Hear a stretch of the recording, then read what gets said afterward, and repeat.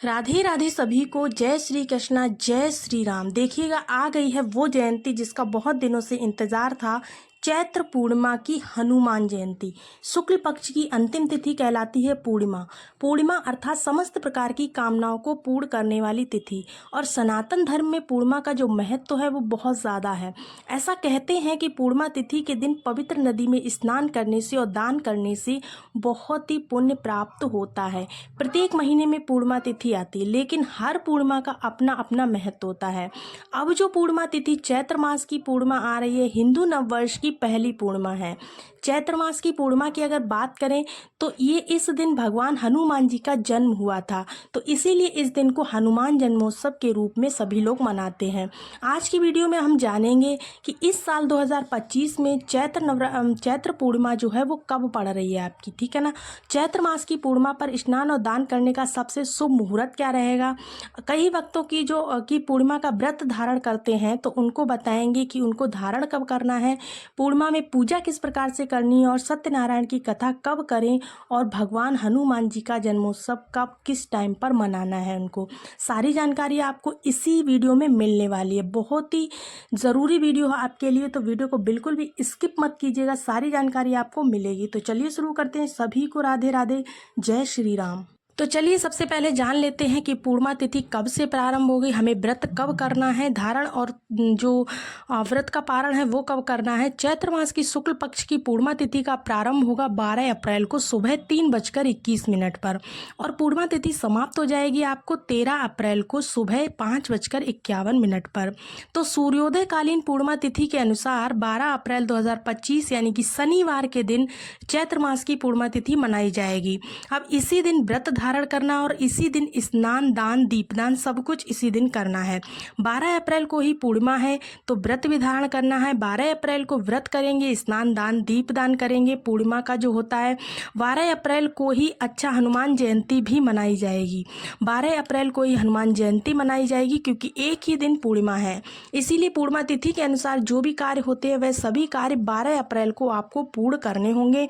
उस दिन शनिवार का दिन पड़ रहा है। सूर्योदय काल का समय जो है आपको प्राप्त हो चुका है सुबह 6 बजे, और सूर्यास्त का समय आपका क्या रहेगा 6:45। ब्रह्म मुहूर्त में स्नान करिएगा पूर्णिमा तिथि पर। तो ब्रह्म मुहूर्त का जो समय है आपको प्राप्त हो रहा है सुबह के 4:29 से लेकर सुबह के 5:14 तक ब्रह्म मुहूर्त का समय है। इस समय आप स्नान कर सकते हैं। तो इस समय स्नान बहुत ज़्यादा शुभ माना जाता है। श्री हरि विष्णु की आराधना कीजिएगा। स्नान दान का जो शुभ मुहूर्त रहेगा वो रहेगा 4:29 से सुबह 5:14 तक। बात कर लेते हैं आपकी कि इस दिन आपको क्या क्या करना है, क्या चीज़ें नहीं करनी है। अगर आप भगवान सत्यनारायण की कथा करना चाहते हैं तो आप दोपहर में 11 बजे के बाद से कथा कर सकते हैं। बहुत ही सर्वश्रेष्ठ समय है।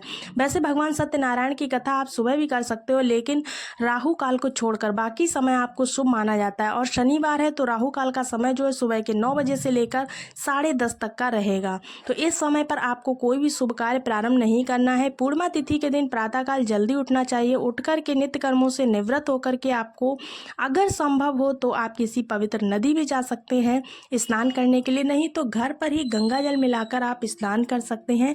इसके बाद भगवान सूर्यदेव को जल दीजिए, फिर अपने मंदिर में विधि विधान से भगवान श्री हरि विष्णु की आराधना कीजिए, पूजा कीजिए। इससे दोस्तों आपको भगवान श्री हरि विष्णु और माता लक्ष्मी की स्थायी कृपा प्राप्त होती है। अगर आप पूर्णिमा का व्रत करते हैं तो अपने हाथ में जल और पुष्प लेकर के आपको व्रत का संकल्प लेना है।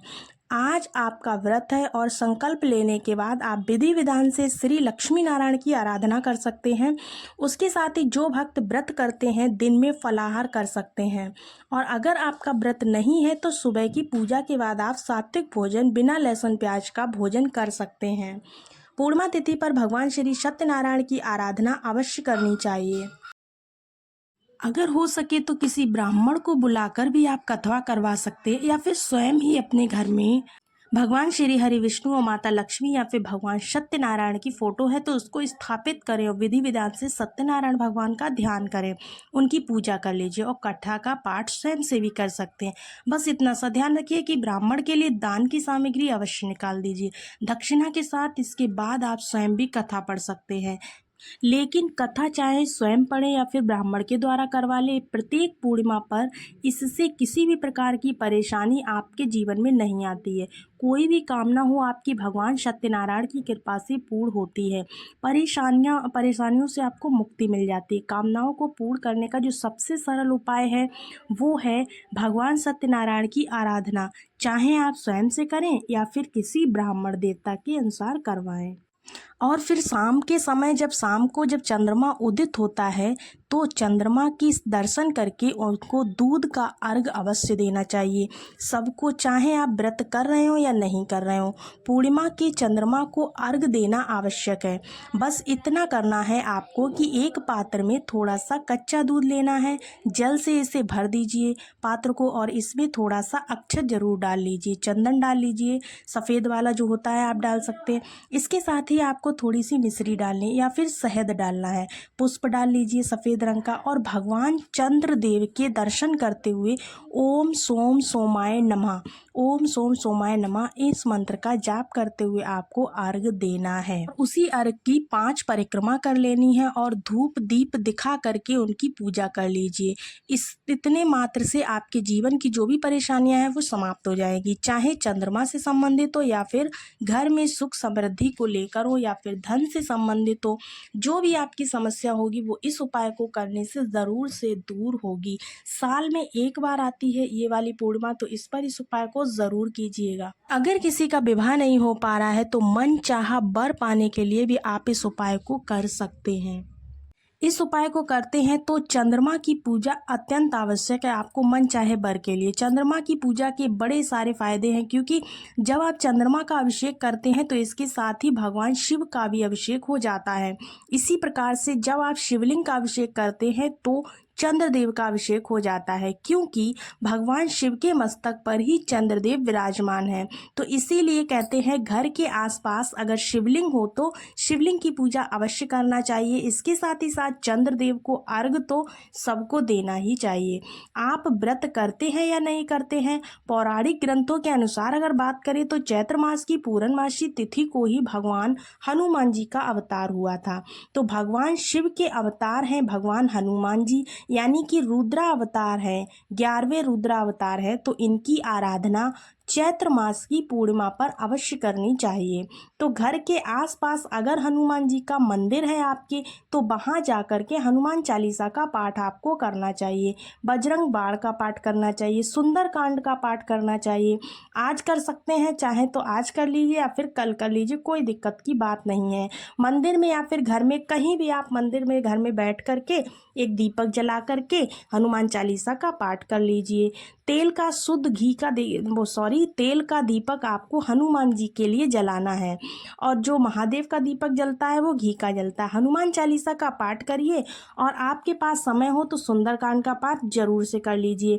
अपनी इच्छा के अनुसार अपने समय के अनुसार मंत्रों का भी जप कर सकते हैं। आज के दिन हनुमान जी की आराधना करने से बहुत सारे संकटों का समाधान हो जाता है।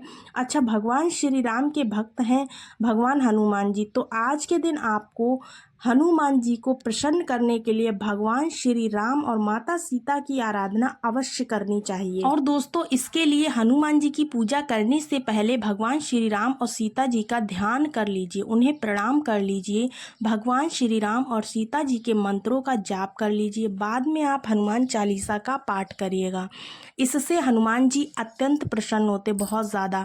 तो चैत्र मास की पूर्णिमा बहुत ही महत्वपूर्ण है और बहुत सारे देवी देवताओं का आशीर्वाद आपको प्राप्त हो सकता है अगर आप नियम पूर्वक विधि विधान से पूर्णमासी के दिन इन सभी देवी देवताओं की आराधना कर लेते हैं।